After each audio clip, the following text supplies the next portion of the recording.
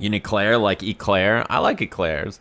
Hey, so this is an interesting match. I'll tell you what. I did not expect there to be an Enkidu in top 8 of UNIST at EVO. I don't know about you guys. So I will start this off by saying I am not an expert in all things UNIST, right? I mean, you guys have seen me play it on my stream. I've been playing the game, dabbling with it for a little bit, and I think it's a really fun game. I don't know about all the characters yet that well, actually. I sort of have a basic idea of what they do, but I don't know all the characters in depth that well. So if you guys in the chat room know some things about this character that you want me to know, you should let me know. Like, you know, obviously at like a baseline level, I understand what Seth does.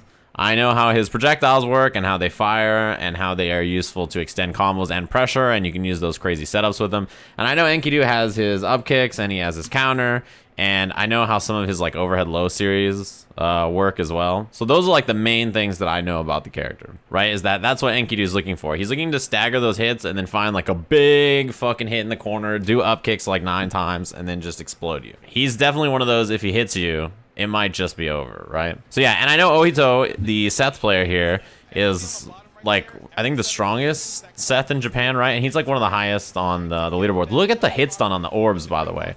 These combos are pretty tough. I messed with Seth a little bit, and the jump 6H part of this combo is pretty tough from what I was messing with.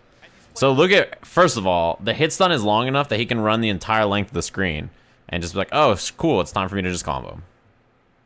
He's ranked #1 in arcades in Japan across both Seth and overall. I thought somebody else was above him, but yeah, maybe you're right. So the part of the combo that's a little tough is when you launch into the instant 6H here. It's like a really strange input to do. But yeah, this character Seth's pretty wild. You know, you don't see him that much in the US, I feel like. Yeah, that's his uppercut, right?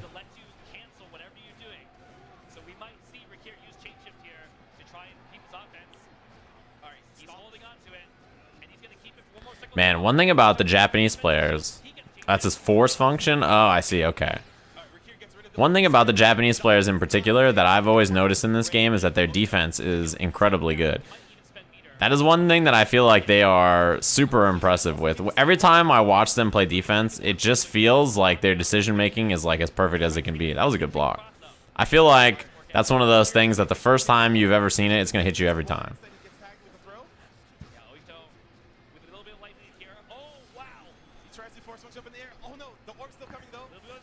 Oh, that's the... Okay, so this setup is messed up, right? I've seen this one before, I feel like. This is his air command throw thing. Does this only hit you if you're standing or something? This thing right here. I know he got hit anyway. But that's what that setup's supposed to be, right? Because he had already committed. Throws out the orb. He went for the counter.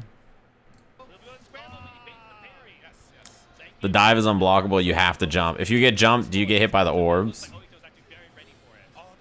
It's a command throw that hits you anywhere. Okay, cool. I thought that was how it worked. You need VO or guard thrust. Perfect. I'm sure that'll stick around for Uniclear.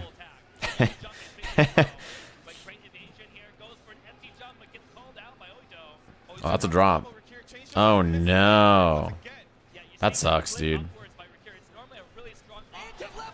That's too bad. What's not too bad is Mercraft dropped from the 2 months. Uni looks cool. Should I play it? Yeah. You should give it a shot. This game is great. That's so cheap.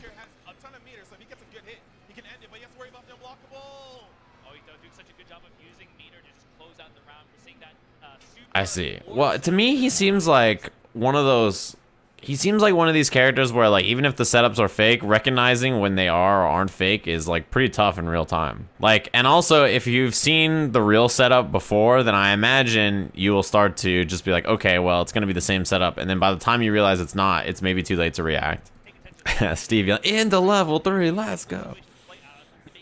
Yeah, you can hit the orbs. I mean, the thing is it usually feels like the Seth player hides the orb in a position on the screen where you don't really have to worry about it, right? That was a counter, correct? This is what I know about Enkidu. This is what I know about Enkidu, is that he's looking for this shit a lot. That's kind of the character, right?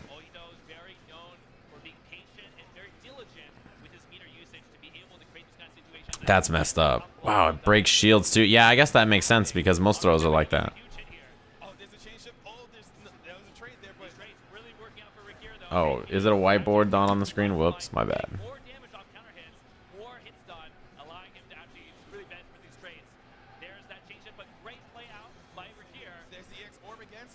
Yeah, so this is what I mean. When people say, like, you can hit the orbs and stuff, I mean, like, you can, but notice the position on the screen they're at, right? It's not always feasible. I mean, are you going to go up and hit these orbs? You know? Are you going to go up and hit them? Like, and not in this case, right?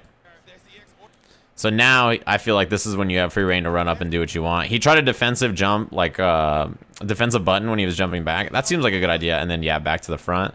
That's fucked up. And the hits done on the orbs are so long, dude. Knockdown off the orb. Dude. Oh my god. It's so messed up. When you watch this character, you can just see it. Like, even if you're not that familiar with UNIST, you can just see how powerful these orbs are, especially when he just runs forward and drags them on screen. That was not a cross-up, that was same side. You cannot cross up with orbs like that. Immediate comment after is, I mean, you can, but you have to land.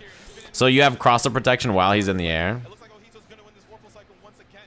Ohittou just looking for a defensive pattern, trying to open up. There goes Rikir, catches the back dash. He's chasing him down. He has to worry about, oh, there's the parry, whiffs. They need to land for the cross-up to be true. Sure, okay. Where did that hit? This is in the front? This looked like it was in the front. Because orbs above. Yeah, he just crouched.